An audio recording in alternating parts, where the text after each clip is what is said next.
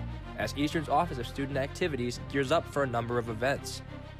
We have an update on even more shakeups in the Trump administration. Brian Gable is here with an update on Eastern's softball team and a look at the NCAA Men's Basketball National Championship game. This and more on the April 11th edition of ETV News.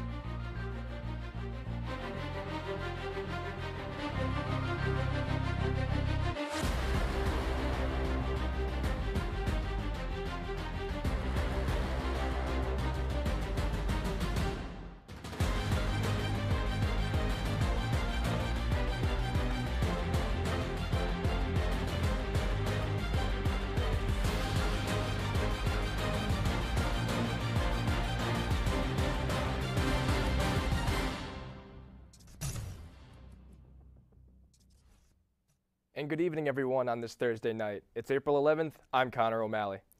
And I'm Maggie Shawes. Thank you so much for joining us. For years, there have been stories about a ghost here on campus. Reporter Sammy Honeywell investigates the ghost of Burr Hall in this week's ETV News Spotlight. 1940, a day that will live in Eastern's history. Gertrude Louise Beer, also known as Trudy, was a 21-year-old student living here in Burr Hall. It was a cold Thursday morning when tragedy struck on our very own campus. Gertrude began her education in 1936 when ECSU was originally Willimantic State Teachers College. Burr Hall was the first dormitory on campus, which was built back in 1921. We asked library archives what exactly happened to her on that Thursday morning. But here in the archives, we have some primary source documents from the time, and we have some information from, I'm looking at one now, from the Hartford Courant. And the Hartford Courant documents the student's death, January 25th, 1940, and it was Gertrude L. Beer. She lived in Burr Hall, and she either fell or jumped. None of that is very clear from anything that we can document, but she did fall from the third floor of Burr Hall, and she did pass, and that has really given a lot of speculation and stories on campus to what happened. A lot of articles have been written about her time here and being a student here at Eastern. According to the 1994 edition of the Campus Lantern, Trudy's roommate Mary reported that Trudy had been unable to sleep that night and wandered all over the dorm. Mary found her roommate's body the next morning, crumpled in the snow, barely alive. No one knows exactly why Trudy would have jumped out of the window, but according to other articles, friends and faculty noticed her to become depressed. One of the reasons could have been from Gertrude's father, who passed away the year prior, or because of the pressures of college and schoolwork. Since this tragic passing of Trudy, there have been many suspicious occurrences happening in Burr Hall. Articles can be found all over the internet about the hall being haunted.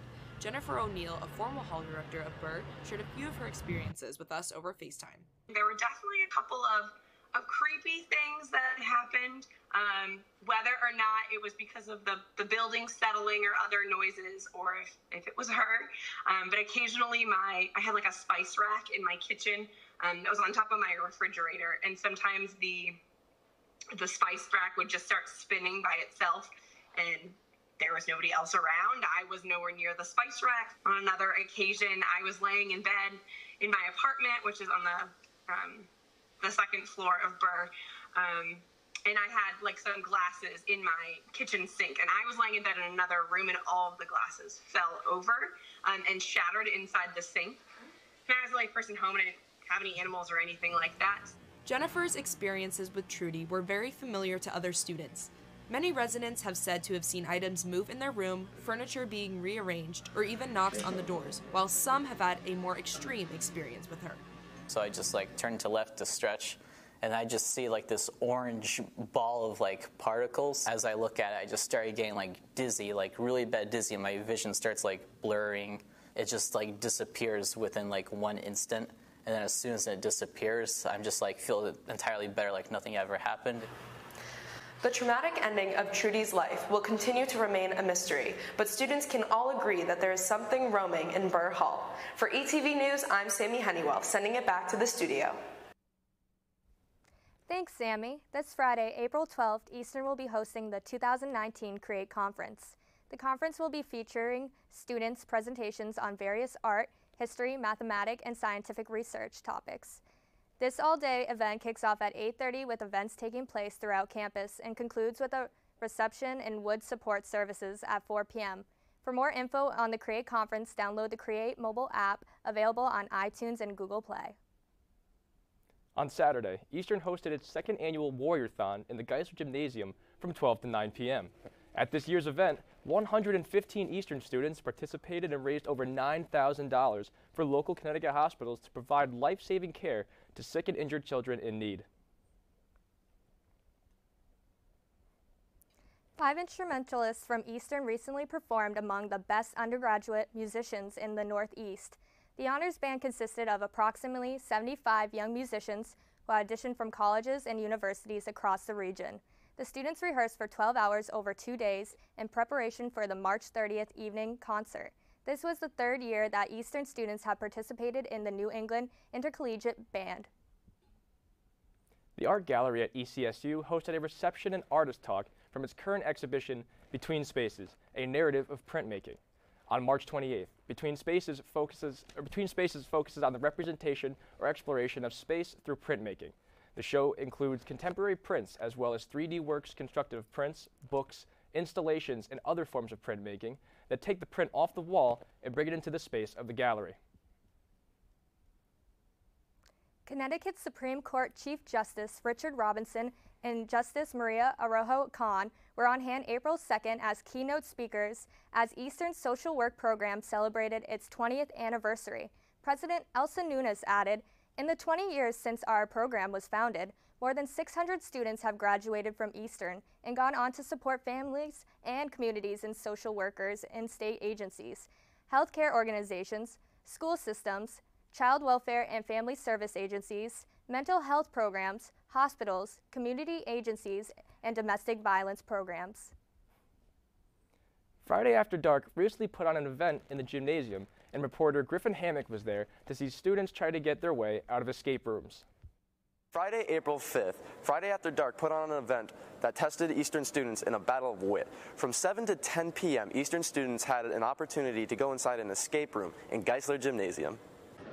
A number of students that attended the event had never been in an escape room before. Megan Hanratty, a sophomore at Eastern, had no idea what she was getting into. When I first walked in there, I thought it was very dark and a little bit scary, but I knew all my friends would help me solve all the problems and mysteries so we could get out of the room. Others saw it as an opportunity to work on their team building skills. Brian Geetons, who is also a sophomore, tells us a little bit about his experience. It was a pretty fun experience overall. It was very challenging, but at the same time, you know, the group of kids that I was with, they made it very easy, so that way we could get out of there. An escape room is something out of the ordinary for you to see here on Eastern's campus. We asked a couple of members from the Friday After Dark crew just how exactly they came up with the idea to host this event. We've done a lot of paint nights and open mic nights, but we know that not every student is interested in those things. So we looked online, found this company, and they said we can bring an escape room to you.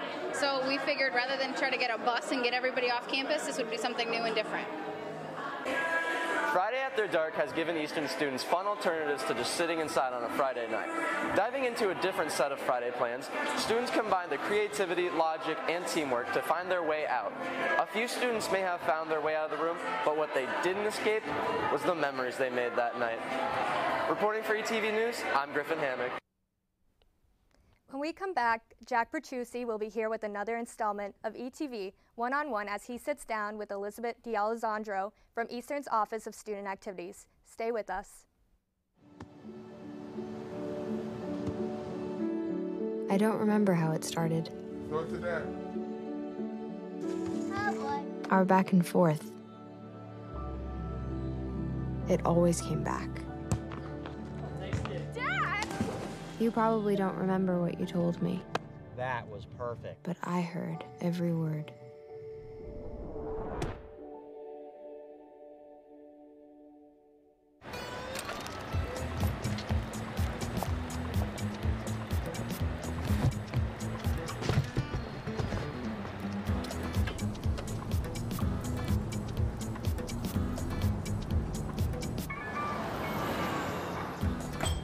It's a short ride from your neighborhood to your naturehood. To find a neighborhood park or green space near you, visit discovertheforest.org.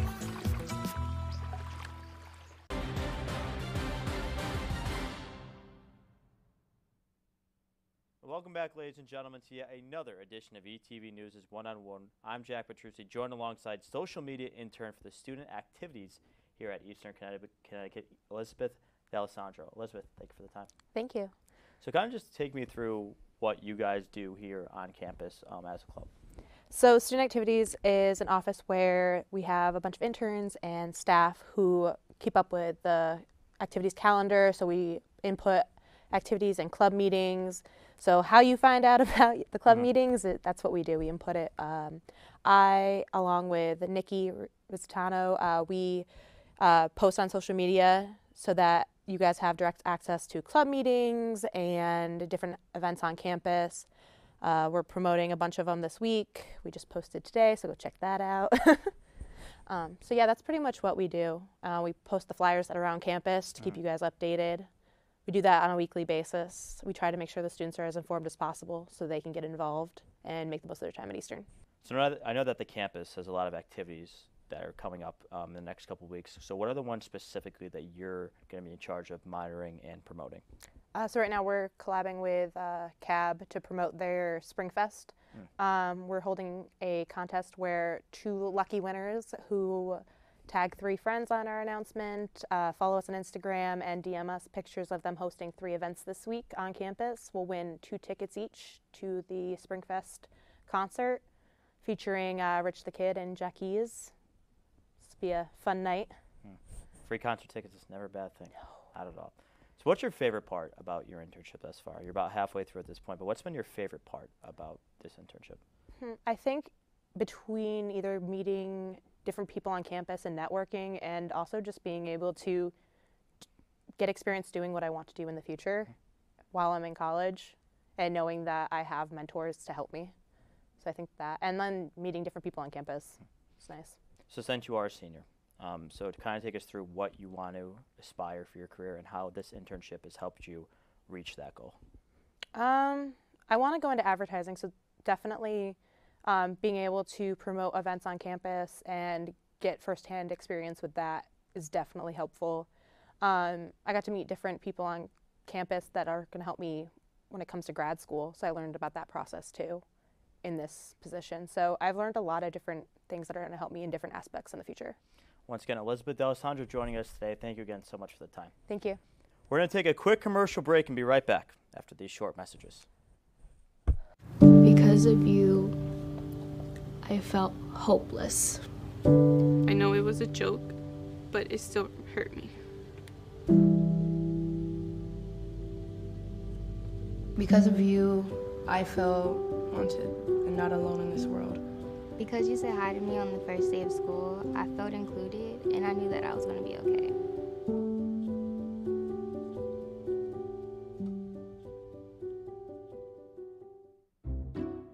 I'll never forget the day our landlord called and said, "Read your lease. No pets allowed." My owner tells him my dog ate the lease, but that didn't work. And now I'm stuck in a shelter. But this pit bull is ready for a new crib. I'm loving, loyal, and play well with others. So don't be intimidated by all my muscles, because the biggest one I have is my heart. That's right, I said it.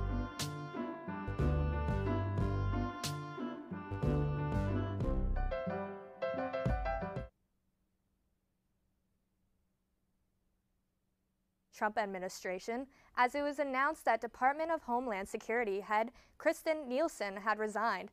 She said in a tweet that, quote, "It's been an honor of a lifetime to serve with the brave men and women of DHS. I could not be prouder of and more humbled by their service, dedication, and commitment to keep our country safe from all threats and hazards," close quote. Her resignation leaves Democrats, including Congressman Dan Kildee of Michigan, not very hopeful.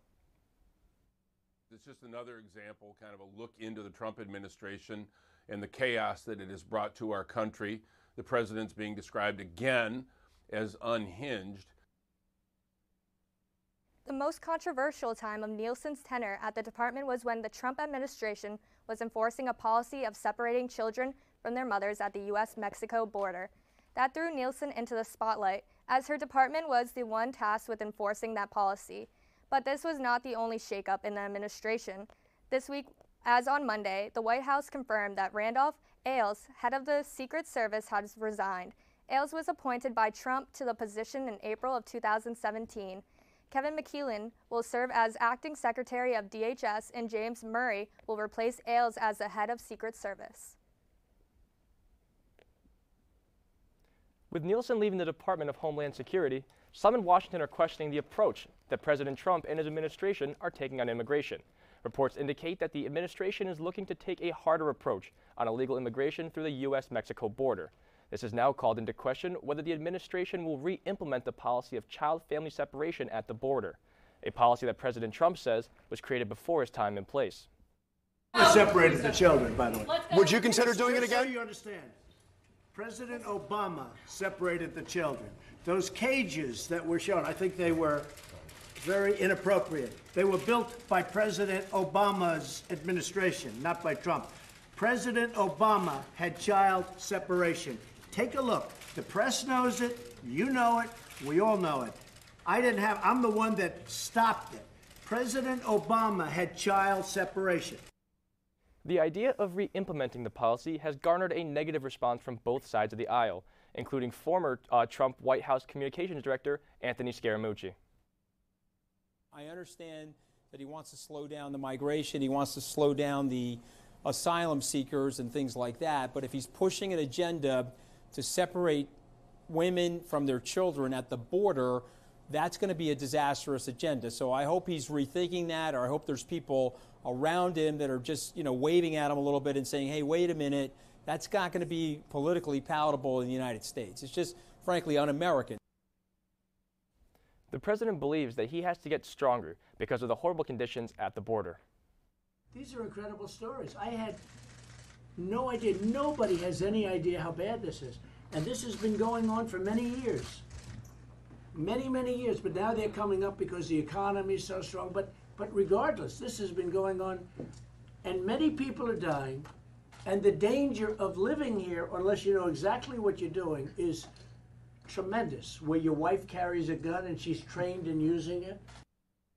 Vice President Mike Pence was in Arizona earlier today, where he traveled to the U.S. Border Patrol station in Nogales, Arizona.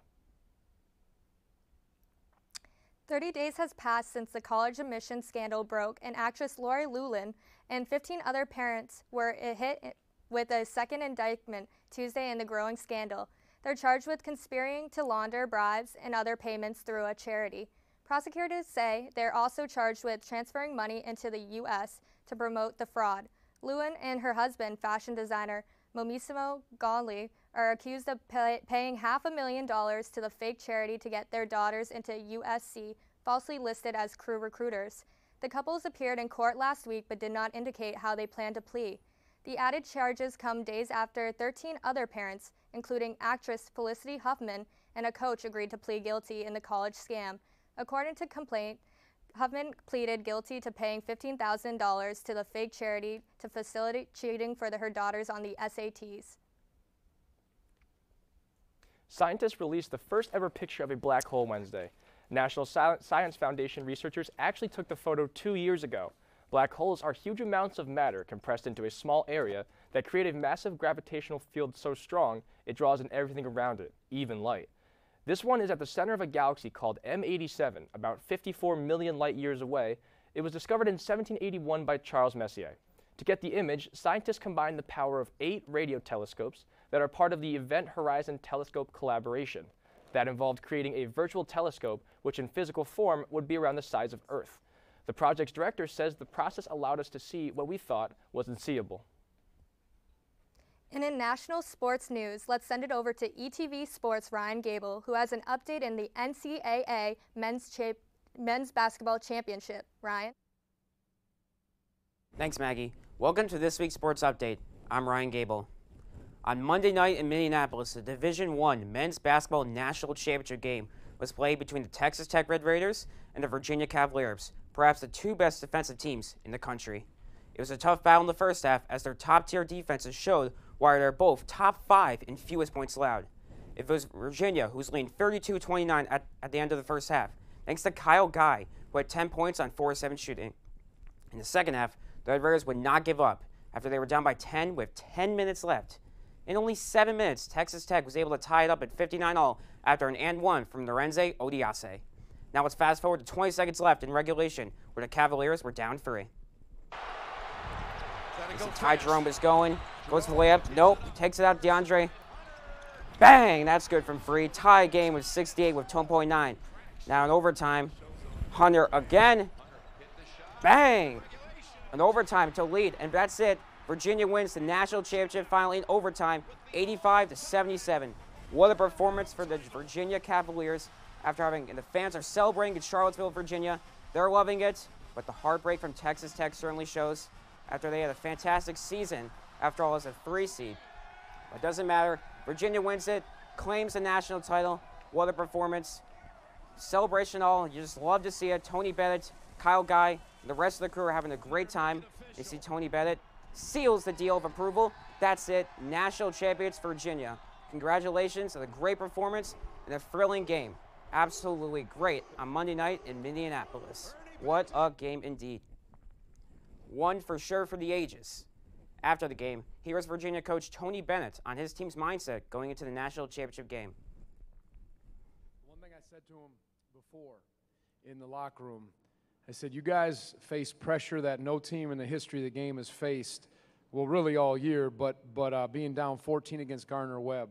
I said, and you did not panic in that moment, and you fought, and you found a way out. I said, that, I think, has prepared you for this moment to be able to handle the pressure or the intensity of a national championship game.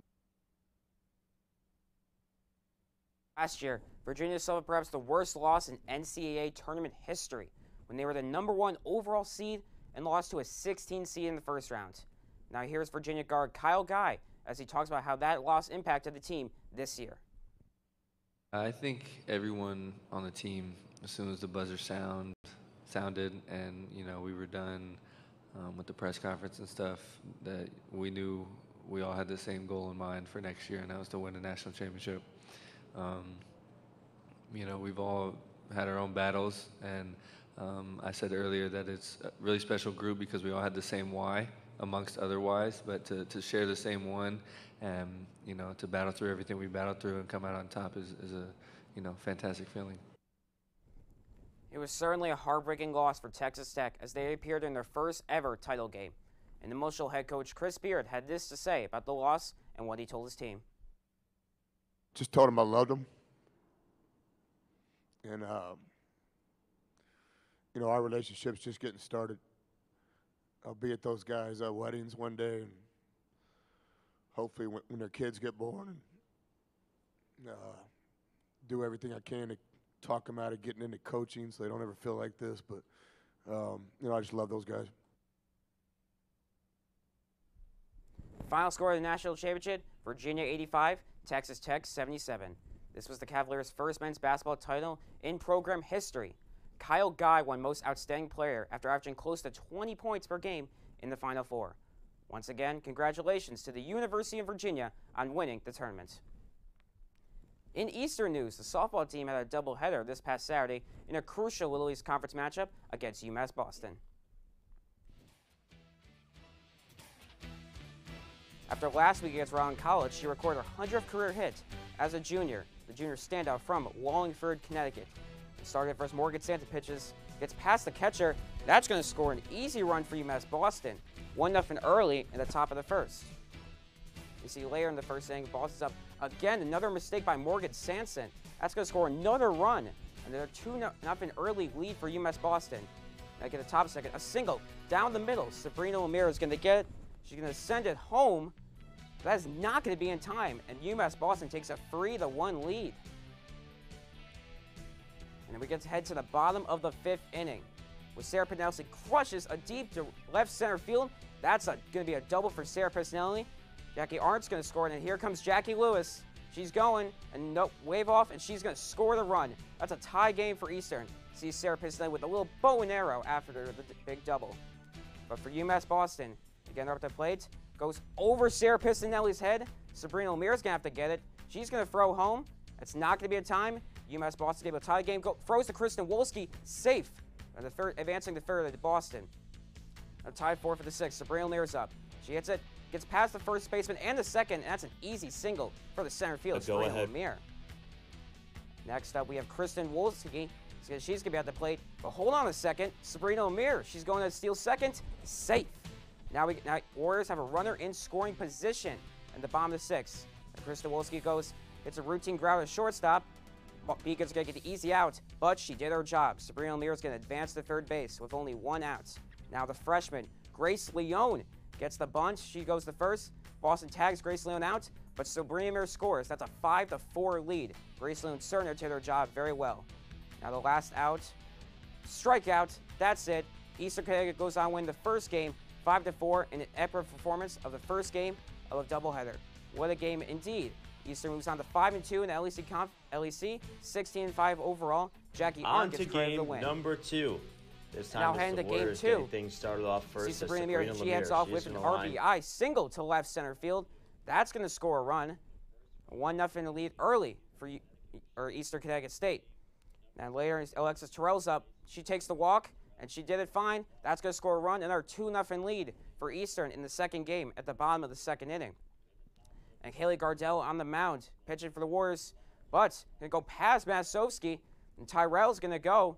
She's going to try to throw it, but it's not going to matter. The Beacons got the first run of the game. In fact, that scores 2 runs, actually, in the top of the third inning. And Sarah Pistinelli, she crushes it deep to right center field. That's out of here. Sarah Pistinelli with a home run to give her team the lead, 3-2.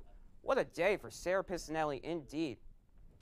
And later, Grace Leone, the freshman catcher from New Jersey, gets a nice single. That's going to score a run, 4-2 for Eastern Connecticut in the bottom of the 3. Certainly a lot of action indeed. And now another freshman here, Laura Zhang. She's going to hit it.